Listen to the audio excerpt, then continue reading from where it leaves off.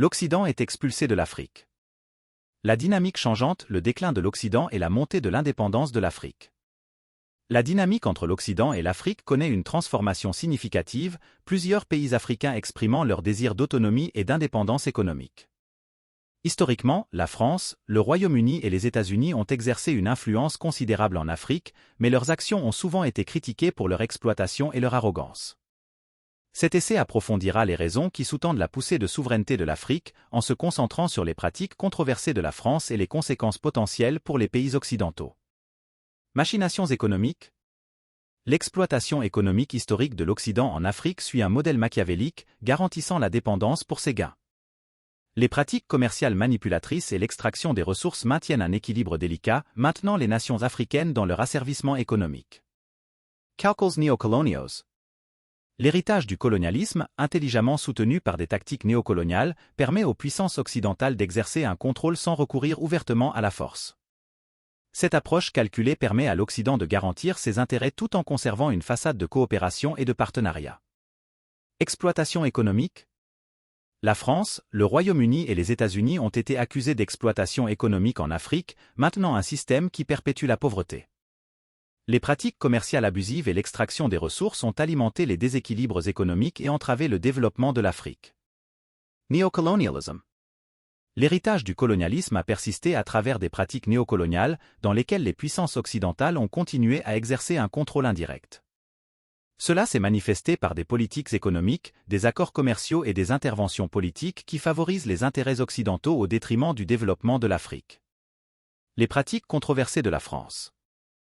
Raquette à travers le franc CFA. Le contrôle de la France sur le franc CFA, une monnaie utilisée par de nombreux pays africains, est une question controversée. Les accusations suggèrent que la France extrait des sommes exorbitantes, estimées à 500 milliards de dollars par an, à travers ce système monétaire, conduisant à une dépendance économique. Impact sur l'économie française. Le retrait potentiel des revenus africains pourrait avoir de graves conséquences pour l'économie française. La forte dépendance de la France à l'égard des ressources africaines a suscité des inquiétudes quant à sa stabilité économique, ce qui pourrait conduire à un déclassement au rang de pays du tiers-monde. Application politique. Le changement économique pourrait entraîner des changements politiques en France, avec une perte d'influence et de ressources de l'Afrique affectant sa position mondiale. La transition pourrait ouvrir la voie aux puissances émergentes, comme la Russie, pour renforcer leurs liens avec les pays africains. Le déclin de l'Occident en Afrique crée des opportunités de réalignement machiavélique sur l'échiquier mondial. Les puissances émergentes, en particulier la Russie, peuvent exploiter le vide de pouvoir laissé par l'influence déclinante de l'Occident en forgeant des alliances stratégiques avec les pays africains à la recherche d'alternatives. Indépendance africaine et réalisme machiavélique. Revolt calculée.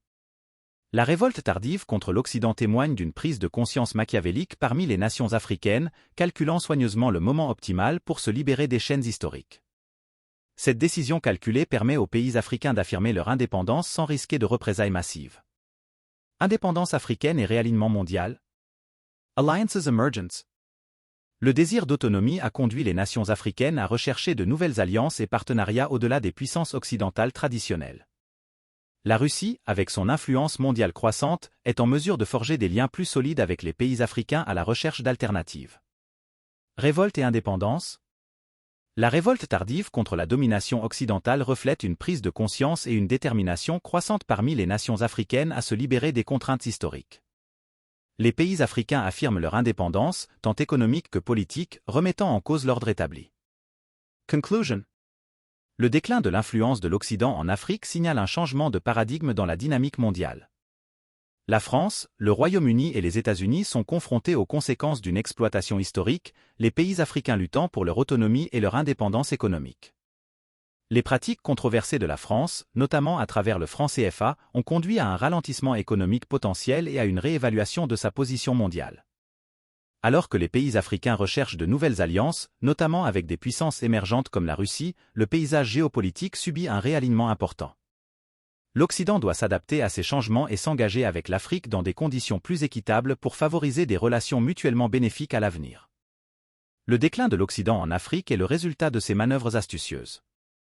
L'exploitation de la France à travers le franc CFA, couplée aux erreurs de calcul stratégique de l'Occident, a ouvert la voie à un recalibrage des dynamiques de pouvoir.